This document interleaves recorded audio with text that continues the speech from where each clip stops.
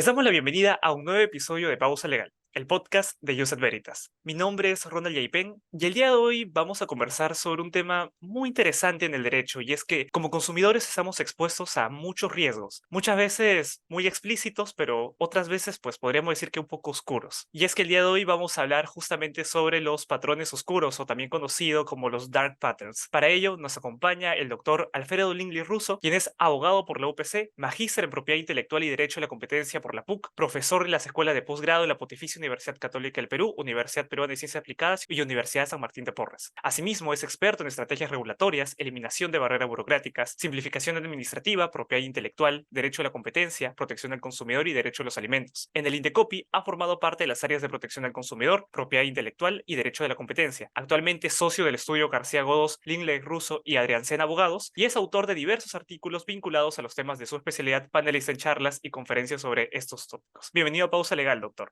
Hola Ronald, gracias por la invitación y encantado de estar acá en tu programa. A usted, doctor, por aceptar esta invitación. Y bueno, para ir comenzando este episodio, creo que podríamos iniciar tal vez por un tema un poco teórico, ¿no? Para aquellas personas que no saben muy bien qué son los dark patterns, ¿cree que nos podría comentar qué son estos patrones oscuros? Los patrones oscuros o dark patterns son estrategias que se implementan en las interfaces digitales o experiencias de usuario, que lo que buscan es básicamente influenciar en el comportamiento y en la toma de decisiones de las personas que están interactuando con páginas web, aplicativos, redes sociales. Por lo general, se busca que los comportamientos y las decisiones que se adopten beneficien a quien ha implementado la estrategia, ¿no? Por ejemplo, el proveedor o digamos, el dueño de la página, ¿no? El que presta el servicio. Perfecto. ¿Y los dark patterns se encuentran regulados en el Perú? Depende de cómo lo quieras ver, porque si queremos encontrar alguna regulación que utilice el término patrones oscuros o dark patterns, no vas a encontrar, más allá de algún pronunciamiento del Indecopi. Y claro, ya qué entiendes tú por regulación, si una palabra muy amplia e incluyes también los pronunciamientos de la autoridad, podrías decir que hay algunos pronunciamientos. Pero si hablamos de regulación de normas, de leyes o reglamentos específicamente, yo te diría que en realidad sí, sí están regulados, no con ese rótulo de patrones oscuros, pero sí las conductas, porque finalmente este término, esta expresión, patrones oscuros, no es otra cosa que un nuevo nombre para conductas antiguas. Entonces, por ejemplo, hay un patrón oscuro típico que es por sobrecarga, que te presentan demasiadas posibilidades, demasiada información y el usuario se fatiga y al final termina ya poniendo clic en cualquier cosa. Claro, uno dirá, esto no está regulado, pero es que sí, el Código de Protección y Defensa del Consumidor te dice que el proveedor está obligado a otorgar información que sea fácilmente accesible. Entonces, si es abundante, si es abrumadora, no es fácilmente accesible. Entonces, ese tipo de conductas en realidad sí están regulados, pero no con el nombre Dark Patterns específicamente. Perfecto, doctor. Ese ejemplo que usted nos menciona de la sobreabundancia al momento de darle al consumidor información, creo que es bastante común, y algo que por lo menos yo he visto que sucede y lo vamos a ver a continuación, es que estos patrones oscuros, pues tal vez en algunas ocasiones nosotros las hemos asimilado como conductas normales, que a veces algunas empresas utilizan como estrategias propiamente de marketing, pero que realmente sí generan algún daño en el consumidor. Y justamente tal vez para ahondar más en este tema, creo que la mejor forma de hacerlo es tal vez mediante unos pequeños casos, y son los que les voy a plantear a continuación. Creo que podemos comenzar por uno, y esta es una situación bastante típica que yo he visto, incluso me ha pasado, pero vamos a suponer que un personaje, Carolina, llamémosle, quiere comprar un pantalón en internet. Cuando entra en el sitio web de la tienda Zapply, ve una imagen que dice oferta especial, compre ahora y obtenga un 20% de descuento en su primera compra. Carolina hace clic en el pantalón que le gusta, procede a comprarlo, ya está en el carrito, pero descubre que el descuento solamente es aplicable si se suscribe en el boletín de la tienda. En esta situación, ¿estamos ante un patrón oscuro? Sí, podríamos estar frente a un patrón oscuro. De hecho, ese es un patrón oscuro típico de ocultamiento o skipping, que básicamente lo que hace es las opciones las ocultan o las postergan para el último paso, ¿no? En el proceso ya de compra, en el último paso, cuando uno va a pagar, descubre que hay nuevos requerimientos, ¿no? A veces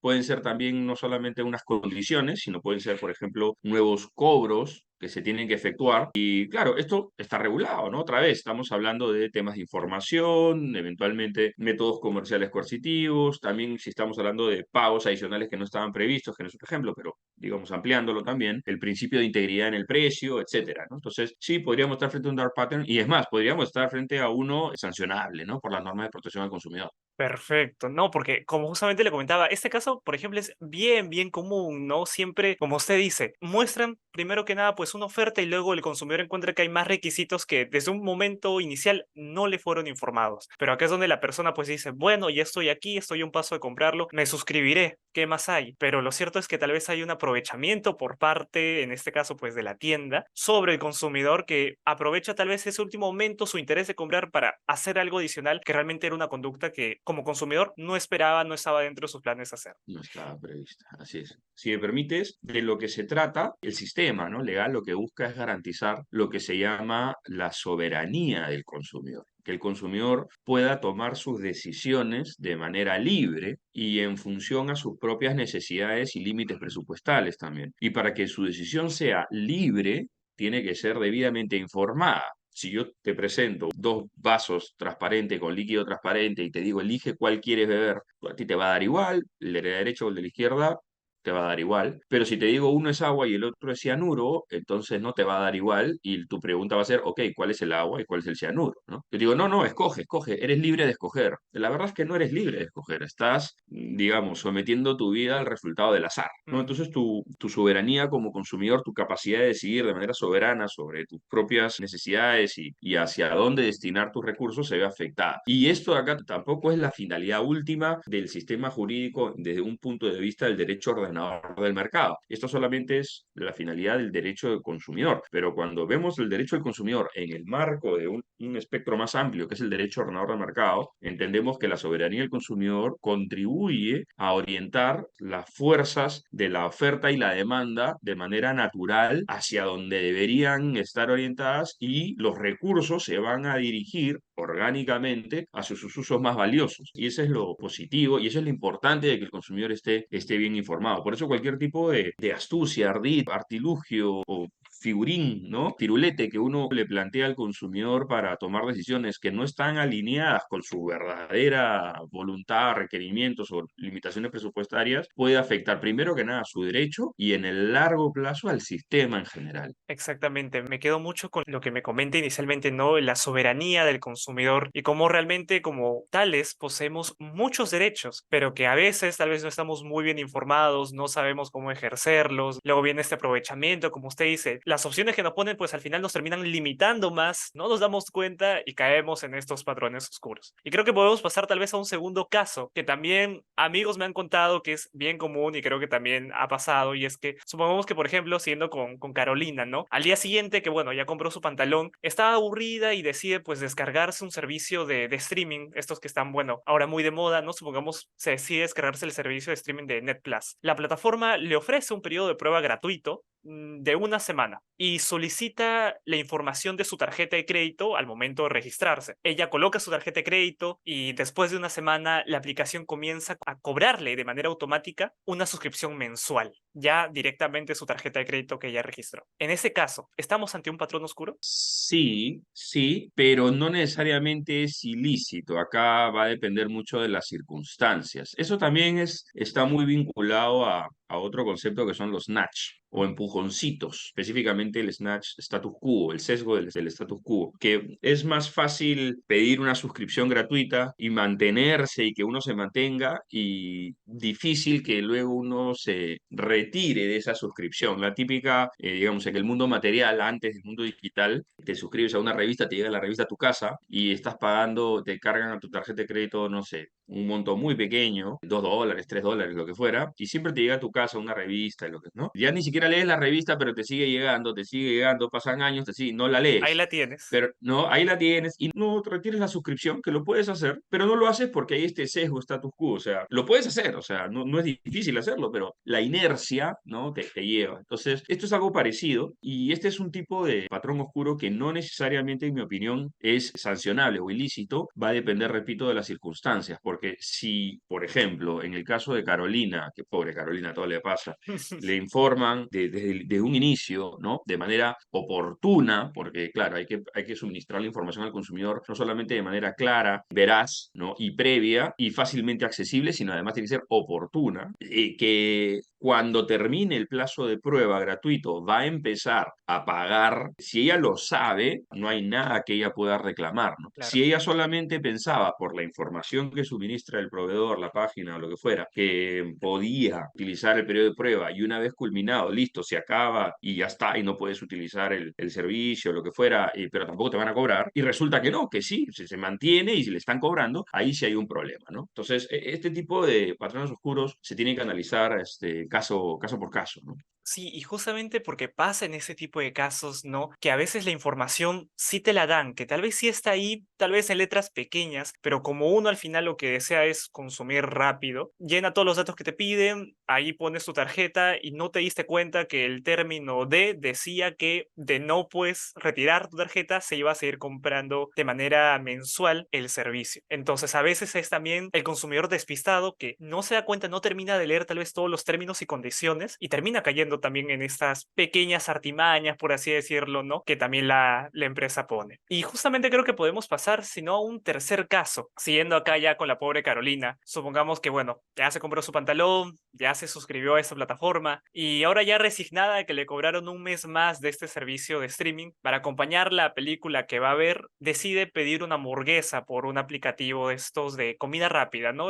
Supongamos que se llama Fast Eat. Luego de pagar, se da cuenta que el precio final incluyó 5 soles de propina, un monto que ella no había elegido pagar inicialmente. En este caso, ¿estamos ante un patrón oscuro? Sí, no, y de hecho ese es un caso que se ha presentado con un pronunciamiento ya del Indecopi de este año en primera instancia, que es el caso Rappi, que justamente se sanciona el hecho de que pues cuando uno usa el aplicativo estaba ya como una opción predeterminada 5 soles de propina. Y claro, en la resolución Indecopi analiza y entre otras cosas interesantes dice cómo se puede predeterminar 5 soles de propina si todavía no se sabe si el servicio ha sido bueno o malo, si amerita o no el pago de una propina. Entonces, sí, en ese caso sí podríamos estar frente a una circunstancia ilícita, no solo por lo que describes en el caso, sino porque incluso ya hay pronunciamiento del Indecopi que así lo señala, ¿no? Perfecto, doctor. Entonces creo que nos queda súper claro. Y ya tal vez para ir cerrando y viendo también de que este tema es un poco pues recurrente,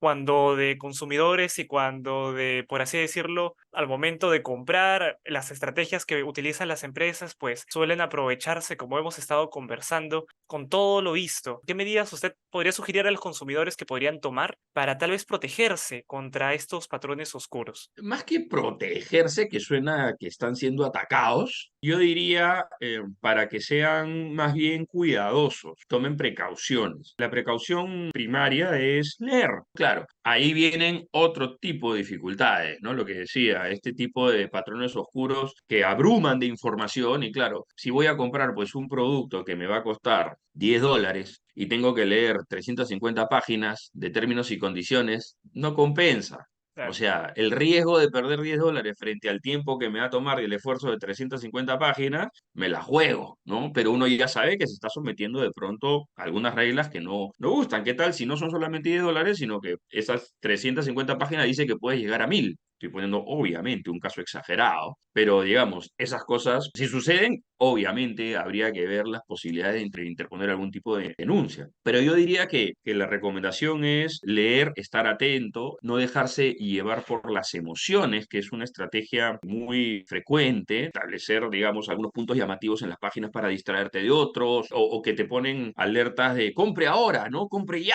o te ponen el contador inverso de se te acaba la promoción, ¿no? O tantas personas ya vieron esto y son solamente 20 unidades, ¿no? Entonces, cuando te juegan a las emociones, hay que de pronto tratar de controlar. Es difícil, obviamente, porque además vivimos en unos tiempos donde la agilidad, las dinámicas comerciales son muy rápidas, todo es inmediato, todo es efímero, todo es intercambiable. Entonces, claro, los proveedores empiezan a aprovechar esa circunstancia. Yo hace ya un tiempo atrás, hace algunos años, ya vengo proponiendo que más bien algunos términos y condiciones, palabras, textos, sean reemplazados por iconos que expliquen algunas condiciones. Por ejemplo, en lugar de leer las 350 páginas, bueno, leeré pues, no sé, 10, que también es un montón, y las otras las cambiamos por iconos que representan, por ejemplo, este es un producto que se puede devolver o no, este es un producto que se paga así WhatsApp, este es un producto que incluye o no tales condiciones, depende del simbolito que tenga un significado, ¿no? Y estandarizar eso en el mercado, esto es con la práctica y eso es en tanto haya pues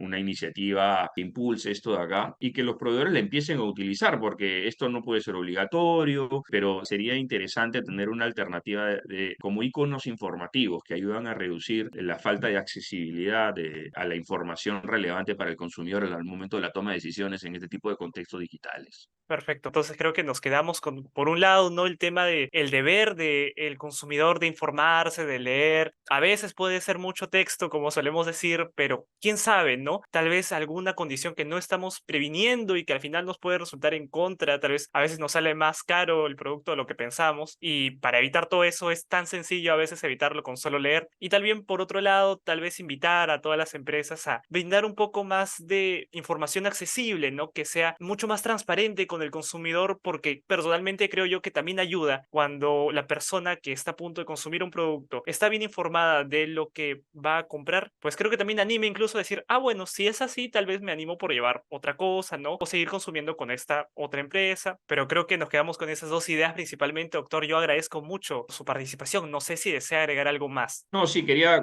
comentar un tema adicional a propósito de lo que tú decías justo. Si al final la idea es preservar libertades, por consecuencia, y son libertades del consumidor, pues la libertad acarrea necesariamente responsabilidad. Entonces, si tú tomas una decisión, te haces responsable de esa decisión libremente adoptada. Cada quien tiene que ser un poquito más consciente de sus libertades y que se pone en riesgo y que sus recursos van a estar destinados de repente a finalidades que ellos no quieren o que no satisfacen sus propios intereses. Eso nomás y te agradezco, Ronald, por el tiempo y nada, espero que nos veamos en una siguiente oportunidad. Ha sido muy, muy entretenido hablar contigo, en verdad me ha gustado mucho, de verdad. A usted, doctor, en realidad por respondernos todas estas interrogantes y también agradecerles a ustedes por acompañarnos en un nuevo episodio de Pausa Legal. Recuerden que si quieren más contenido jurídico pueden encontrarnos en todas nuestras redes sociales, Instagram, TikTok y también obviamente en nuestro canal de YouTube y en todas las plataformas de podcast. Nos vemos en un siguiente episodio. Hasta pronto.